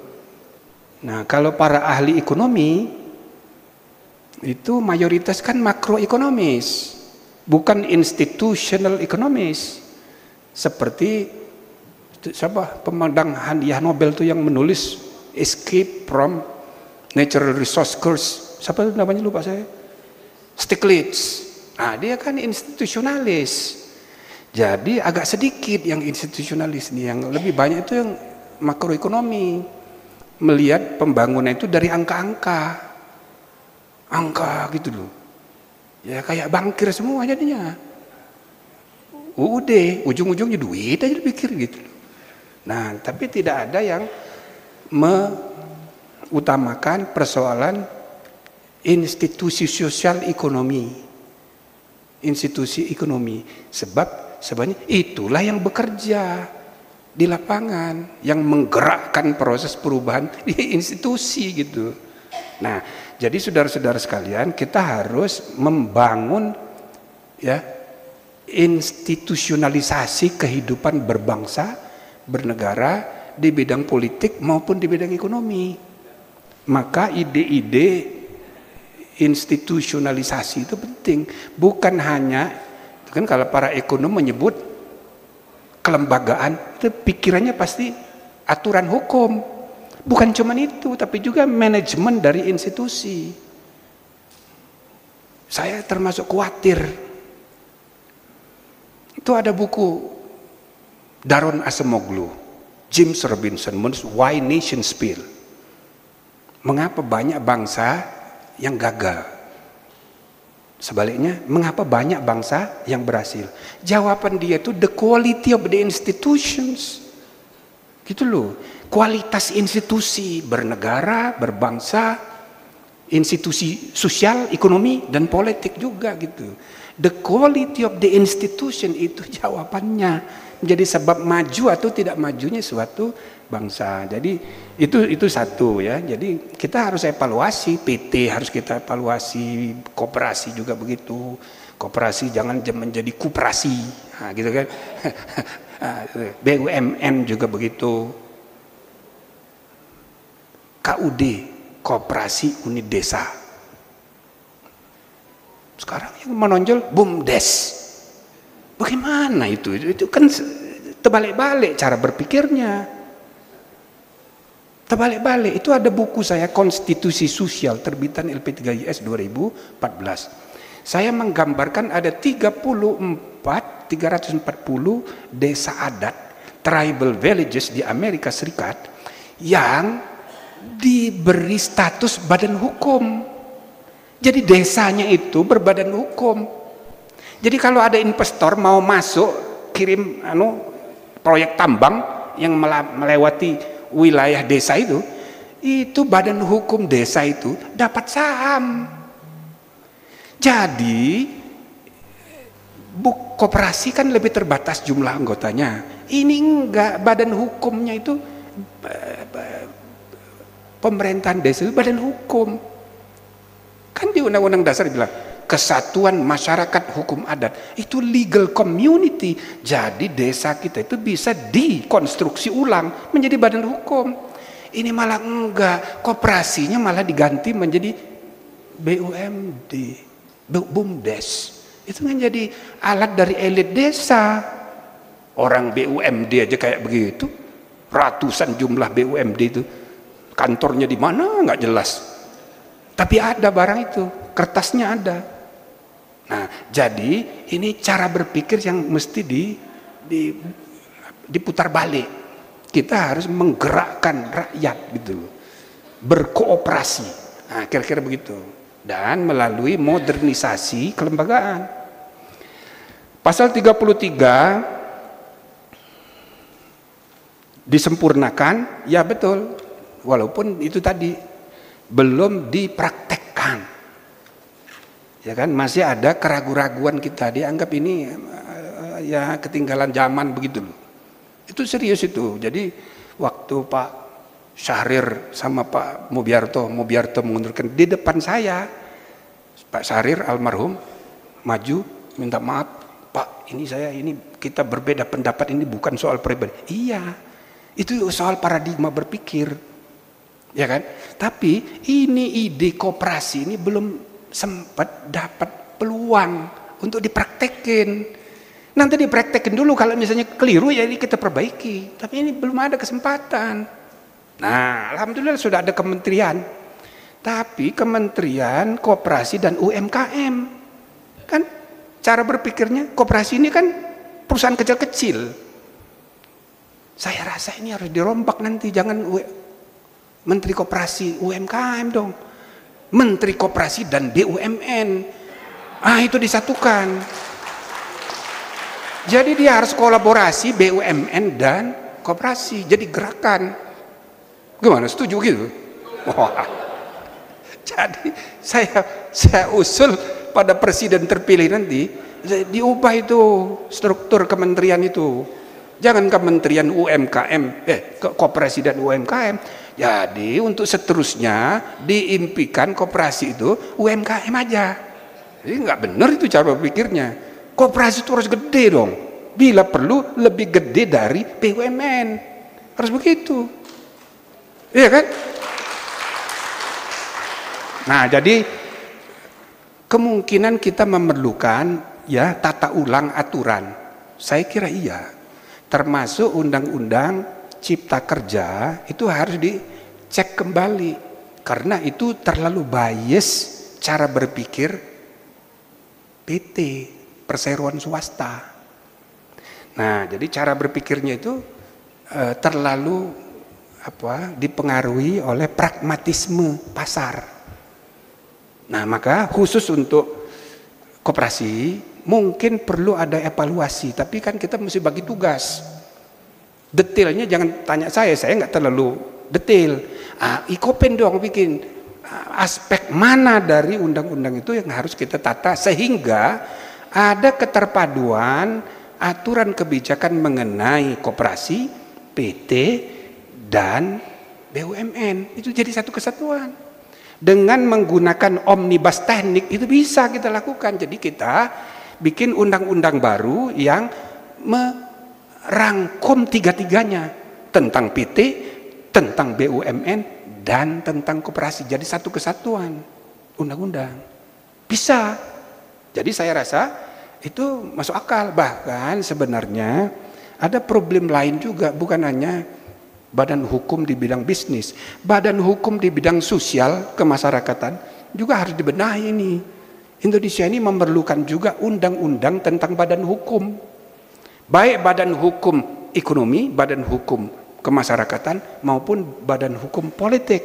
Ini harus dibenahi semuanya. Partai harus ditata ulang, jangan jadi kerajaan masing-masing, ya kan? Ya, saudara kayaknya setuju semua itu, karena mungkin nggak ada pengurus partai sini ya. Itu kan harus dibenahi. Yayasan, itu kan harus dibenahi. Saudara tahu nggak? Banyak yayasan yang diperjualbelikan sekarang. Bisa nggak benar. Yayasan itu untuk mauquf, itu kan kayak wakaf. Jadi ada state, civil society, business. Between state dengan civil society ada ormas. State, civil society namanya ormas. Ada yayasan. Tapi antara state dengan bisnis ada koperasi, badan hukumnya ada PT. Gitu kan? Nah, antara bisnis dengan civil society, ya kan? Itu ada juga ya koperasi tadi, koperasi. Nah, jadi seluruh struktur sosial ekonomi politik ini harus ditata ulang. Tapi supaya jangan terlalu rumit, mungkin yang tadi sendiri aja. Jadi tiga itu, PT, BUMN, dan koperasi jadi satu kesatuan undang-undang. Kemudian dari Jawa Barat tadi, jadi memang betul ya, koperasi ini kan oleh Bung Hatta kan dipisah sebagai filosofi, sebagai gerakan pendidikan gitu. Yang ketiga sebagai bangun usaha, ya kan? Nah, yang kita bicarakan kan baru yang bangun usaha ini, bentuk pelaku usaha. Ini satu. Tapi ini penting sekali. Tapi yang tidak kalah pentingnya yang filosofi tadi. Filosofinya itu harus kebersamaan. Nah, gitu. Jadi koperasi itu harus dipahami sebagai filosofi konstitusional di pasal 33 ayat 1 dan 33 ayat 5. Yang di satu itu pakai istilah kekeluargaan, di bawah ayat 5 pakai istilah kebersamaan. Maksudnya sama itu. Ya, yang istilah yang lama itu tidak diubah, tapi gara-gara sering diplesetkan itu, maka yang di bawah pakai istilah kebersamaan. Tapi maksudnya sama itu. Gitu loh. Jadi partnership, kebersamaan, kekeluargaan dalam pengertian filosofi konstitusional kita. Pancasila. Ya kan? Kerakyatan yang dipimpin hikmat kebijaksanaan. Kerakyatan itu bukan hanya di bidang politik tadi, tapi juga di bidang ekonomi. Tujuan ujungnya keadilan sosial bagi seluruh rakyat Indonesia. Nah, jadi out of the box, ya betul sekali. Jadi kita harus begini, saudara, kita harus belajar dari sejarah penjajahan. Kita harus belajar dari sejarah bangsa Inggris menjajah Amerika. Mereka kirim BUMN, namanya Plymouth Company dan London Company. Itu BUMN itu. dikirim ke Virginia Selatan dan Virginia Utara, mendarat di sana 1602. Jadi penjajahan politik itu dimulai dengan bisnis. Serius ini, bisnis duluan. Tetapi untuk diketahui, waktu Plymouth Company dan London Company berangkat dari Inggris ke Amerika, karena sudah didului oleh Columbus menemukan itu Amerika itu, Anda tahu gak? Kapal dulu kan banyak perompak laut, maka kapal-kapal perusahaan Plymouth dan London Company dikawal oleh angkatan laut. Jadi resmi negara itu ngawal, tapi tujuannya ekonomi, bukannya mau menjajah politik, tidak, ikut bisnis dulu. Nah, itu tahun 1602. Nah, POC bagaimana? Sama. POC itu 2 tahun lebih dulu sampai ke Banten. Tahu dah, Bantennya sebelah mana itu? Pokoknya 1600 POC itu mendarat di Pulau Jawa, di Banten, sama waktu mereka berangkat itu dikawal angkatan laut. Resmi oleh negara. Gitu loh. Tujuannya bukan untuk menjajah, tapi untuk bisnis. Tapi ujung-ujungnya keterusan. Nah, jadi maksud saya, itu juga yang dikerjakan oleh China sekarang. Ya kita juga mesti begitu dong. Gitu loh. 10 negara Asia itu harus kita kuasai sumber-sumber ekonominya. Tapi jangan bilang-bilang. Contoh Plymouth Company sama POC, jangan bilang-bilang, nggak terima mereka. Ya kita bisnis saja. Jadi kita tuh harus outward looking, keluar. Nah, sedangkan ke dalam kita kuasai sumber daya alam yang kita miliki di darat, di laut, di udara. Lalu dipergunakan untuk sebesar-besar kemakmuran rakyat. Tentu ada soal human resource development. Nah, ini juga harus menjadi fokus utama, meningkatkan kualitas dan integritas sumber daya manusia. Tapi dengan catatan, tujuan pendidikan nasional kita ini sekarang melahirkan tenaga kerja terampil. Semua pidato pejabat, jangan termasuk Bapak Ibu di sini kalau pidato, kita harus meningkatkan kualitas SDM. Di kepalanya adalah meningkatkan kualitas tenaga kerja. Padahal harusnya jangan begitu, jangan meningkatkan kualitas pegawai, tapi pengusaha, pemilik gitu loh, bos. Kita ini SDM kita itu harus dididik jadi bos, bukan jadi pekerja, jadi tukang. Nah, begitu mahasiswa. Apalagi Ekopin. Wah, ini saya rasa Ekopin ini harus membangun entrepreneur. Harus dijauhkan dari tujuan pendidikan itu ialah menciptakan tenaga kerja terampil. Itu salah itu. Kita harus menciptakan ya tenaga pemimpin. Socialpreneurship, businesspreneurship, kalau yang politik politicopreneurship. Pemimpin. Ya, harus diyakinkan ini generasi muda ini jadi pemimpin, walaupun mulai dengan memimpin diri sendiri dulu, pokoknya pemimpin. Nah, jadi itu saya kira harus sebagai catatan yang Anda soal sejarah tadi ya, soal Tan Malaka, Sahrir itu benar sekali, sejarah penjajahan semua kayak begitu. Ya, banyak undang-undang bertentangan dengan Pancasila. Nah begini, MK itu Mahkamah Konstitusi. Selalu saya bilang, MK ini Mahkamah Konstitusi, bukan Mahkamah Undang-Undang Dasar. Apa itu konstitusi? Isinya 2, Pancasila dan Undang-Undang Dasar. Jadi kalau ada undang-undang bertentangan dengan Pancasila, bawa ke sana. Tuh, dikaji ini bertentangan dengan sila pertama, sila kedua, sila ketiga gitu. Pandai-pandai aja gitu loh. Karena MK itu bukan Mahkamah Undang-Undang Dasar. Dan bahkan Undang-Undang Dasarnya kan bukan hanya titik koma tadi, tapi ide-ide. Hukum jangan dibaca gramatikal saja. Sarjana hukum semester pertama wajib mempelajari gramatikal. Wajib. Tapi kalau sudah S2, S3 atau semester 4 itu Kurang kalau hanya grammatical reading of the law and the constitution. Kita harus moral reading of the law and the constitution. Moralitas ide yang terkandung di dalam teks undang-undang, teks konstitusi, itu yang harus dipahami. The underlying ideas itu harus dimengerti. Maka termasuk yang Pancasila, saudara, keluhkan itu. Itu loh. Ya cepat-cepat aja jadi hakim MK kalau bisa. Perlu ada yang ahli ekonomi juga di sana. Nah, kemudian saudara mahasiswa, saudara Rasid. Jadi begini ya, cuma bagaimana nanti jadi panjang penjelasannya nih. Tapi saudara pertanyaannya bagus sekali nih. Jadi penjelasan Undang-Undang Dasar itu banyak yang bilang sudah dihapus.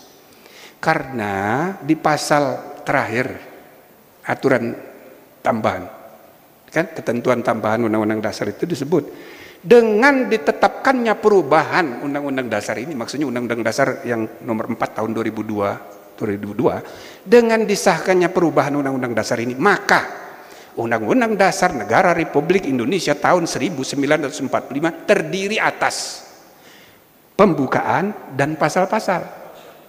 Oke, penjelasan nggak disebut lagi. Karena penjelasan itu di dalam syarat untuk perubahan pertama ada 5 syarat yang disepakati. Salah satunya penjelasan Undang-Undang Dasar diambil dimasukkan menjadi pasal Undang-Undang Dasar. Nah, itu ditutup dengan ayat 5 aturan tambahan tadi.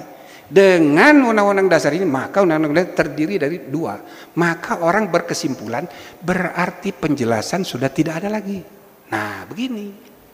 Penjelasan yang sebenarnya bukan begitu.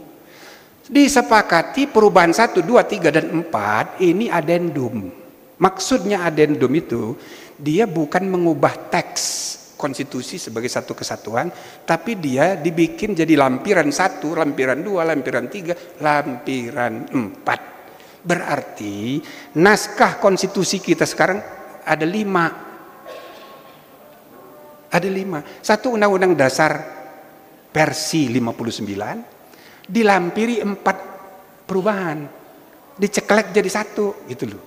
Nah, di naskah pertama, kedua, ketiga, dan keempat serta kelima itu tertera di lembaran negara. Itu yang asli, itu yang resmi. Naskah yang pertama itu kan penjelasan masih ada. Ketika Anda mau membaca pasal 33, layakan penjelasannya bisa dijadikan bahan penafsiran. Historical interpretations of that articles bisa. Jadi jangan, itu satu kali saya jelaskan di Lemhanas ada Pak Tri segala macam. Oh, dia tunjuk tangan. Nah, kalau gitu penjelasannya, saya setuju. Ya memang begitu. Cuma kan oleh MPR ini kan dijadikan satu. Pakai bintang 1, bintang 2, bintang 3, bintang 4, maksudnya untuk memudahkan pembaca. Tapi itu tidak resmi, yang resmi itu yang di lembaran negara. Penjelasannya itu masih ada, jadi jangan salah ya. Nah, itu. Terus sistem kekeluargaan, ya udah, saya kira sudah saya jawab semuanya. Jadi saudara-saudara, Bapak Ibu, alhamdulillah pas ini azan. Saya mohon maaf kalau misalnya ada kekurangan. Cuma kalau cocok rasanya dengan Pak Rektor, siap kita diundang lagi oleh Pak Rektor. Kapan? Ya kan? Mudah-mudahan ini memberi semangat kita, karena ini bagian dari idealisme kebangsaan kita di masa depan. Mudah-mudahan IKOPIN sukses, dan saya sebagai penasihat di KOPIN senang di sini kita bergaul sama-sama bagaimana kompak gerakan koperasi nasional ini untuk masa depan. Assalamualaikum warahmatullahi wabarakatuh. Waalaikumsalam warahmatullahi wabarakatuh.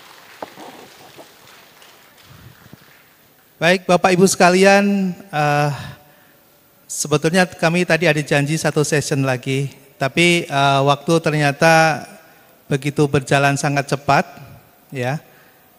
Mohon izin, Prof. Sebetulnya dari se-Indonesia menyaksikan kita, Prof, di sini. Ada satu, mungkin kita beri kesempatan, Prof, kalau diperkenankan untuk bisa bertanya dari daring, biar Ya, hatinya terpuaskan Prof. Kami persilakan, mungkin bisa dibantu di teknis, ada pertanyaan.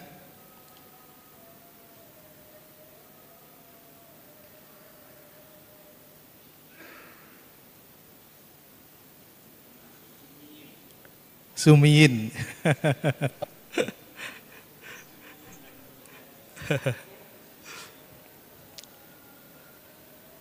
Baik. Ya, suaranya bisa ini dibantu.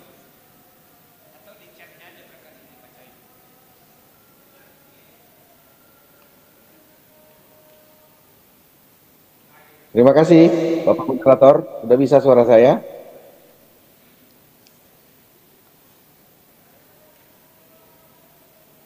Ya, silakan bisa langsung bertanya ke narasumber.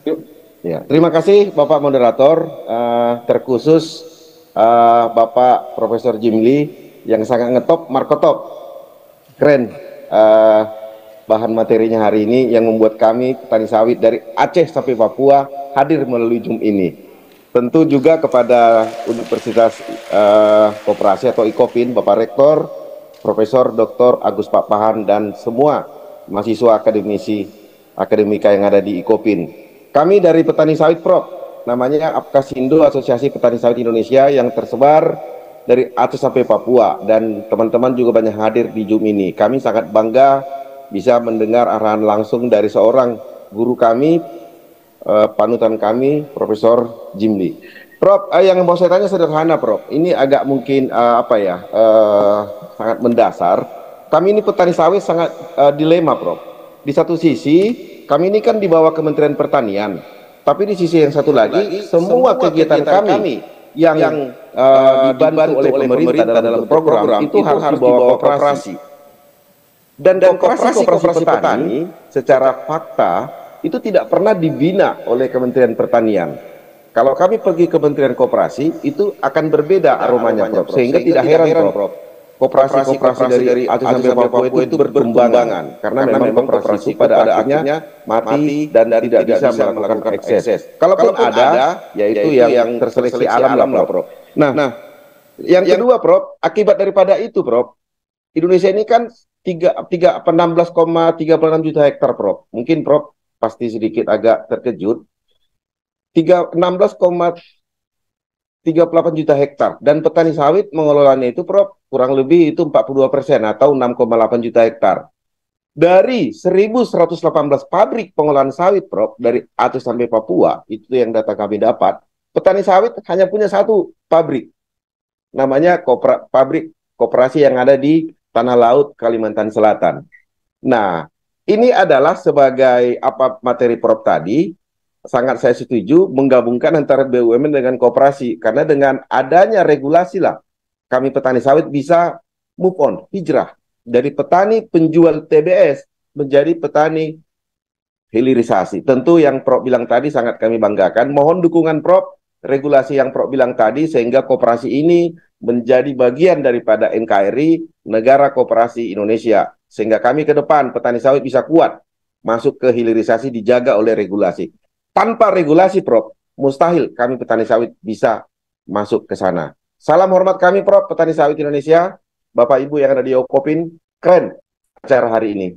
Dan saya juga diikuti oleh Pak Sekjen, Dr. Rino Aprino, dia hadir, kami menonton dengan live di sini Prof. Terima kasih, salam hormat kami petani sawit. Luar biasa pertanyaan dan sekaligus memberikan semangat kepada kita semuanya. Ini anggota koperasinya dari Sabang sampai Merauke dan diwakili oleh Pak Ketua, dan bisa langsung mungkin mohon izin bisa dijawab Prof untuk satu pertanyaan ini. Kami persilakan. Baik, terima kasih banyak. Saya kurang menyapa tadi ya, tapi sudah saya sebut ya, zoomin dan zoomiat. Nah, ini ada istilah baru ini sekarang, ada hadirin hadirat, zoomin dan zoomiat. Nah, jadi saya sudah dengar komentarnya, terima kasih banyak. Apa yang tadi disampaikan, kaget juga itu, 1.200 pabrik, cuma satu yang dimiliki oleh petani gitu ya. Masya Allah. Jadi memang sudah sangat mendesak. Hilirisasi bukan hanya untuk sumber daya alam dalam pengertian tambang mineral, tapi juga produk pertanian. Jadi perlu hilirisasi ini, dan saya senang di Jawa Barat, Jawa Tengah. Saya kira Jawa Barat ini paling banyak kreativitas. Setiap kali saya ke Bogor, ke Bandung, tadi dikasih teh, tapi bukan teh itu kayaknya banyak sekali itu merica segala macam. Saya bilang sama Pak Rektor, ini gara-gara ini dulu Belanda datang kemari menjajah kita. Nah, jadi produk-produk seperti itu, hilirisasi produk pertanian ini saya kira termasuk yang tadi disampaikan sawit. Ini saya kira benar itu mendesak. Maka Kementerian Pertanian kan mestinya kan kolaborasi dengan Kementerian Koperasi. Gitu loh. Nah, ya kita tunggulah presiden yang akan datang lah. Mudah-mudahan nanti seperti yang Anda keluhkan tadi, ya kan, BUMN. Jadi koperasi itu dengan BUMN, jangan dengan UMKM. Nah, gitu, supaya koperasi itu besar. Dan diwajibkan BUMN itu kolaborasi dengan koperasi dan juga dengan anak perusahaan tentu saja ya. Bukan anak perusahaan, kontraktor, subkontraktor, tapi itu harus by design. Tidak apa-apa kita belajar ke Cina, apa di Cina itu yang gede-gede itu BUMN, tapi dia nggak perlu anak-anak perusahaan, cucu-cucu perusahaan nggak perlu, itu semua swasta. Nah, begitu juga koperasi, sehingga dia itu terpadu. Makanya diatur di satu undang-undang sendiri, undang-undang BUMN, koperasi dan perseroan. Kira-kira begitu. Saya kira demikian. Terima kasih Pak apa tadi namanya? Pak Manurung. Waduh, itu dekat-dekat Pak Pahan itu.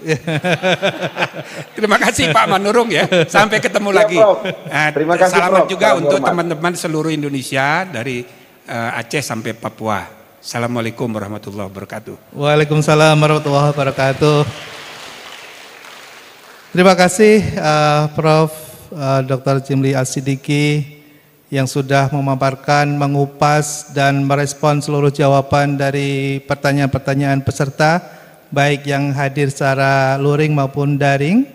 Dan tentunya kita sudah bisa menyimpulkan dari apa yang telah disampaikan oleh Profesor Dr. Jimli As-Sidiki tadi, dengan berbagai pencerahan, ilmu-ilmu baru, pengetahuan dan informasi tentunya yang terkini dan sangat membumi yang bisa kita realisasikan dalam kehidupan kita berbangsa dan bernegara, bahwa koperasi merupakan salah satu entitas yang ada, yang perlu dilindungi dan perlu dikembangkan dan harus menjadi jati diri sistem perekonomian kita, Indonesia tercinta. Baik Bapak Ibu sekalian, untuk menutup acara ini nanti akan dibacakan kesimpulan dan ringkasan apa yang telah disampaikan oleh narasumber, oleh Pak Dr. Eri. Namun sebelum beliau nanti memberikan kesimpulan, saya sebagai moderator mohon izin dan mohon diri kami tutup dengan pantun dan mohon dijawab. Siang hari makan kuaci, makan bareng sama Bu Asih. Cukup sekian acara hari ini. Saya ucapkan banyak terima kasih. Baik Bapak Ibu sekalian, dari kami mohon maaf apabila ada kata dan salah kata maupun salah tingkah di depan, mohon dimaafkan sekali lagi. Terima kasih. Kami mengucapkan wallahu muwaffiq ila aqwamit thoriq. Assalamualaikum warahmatullahi wabarakatuh. Baik, terima kasih, sangat luar biasa sekali. Beri tepuk tangan sekali lagi untuk moderator dan juga narasumber yang luar biasa.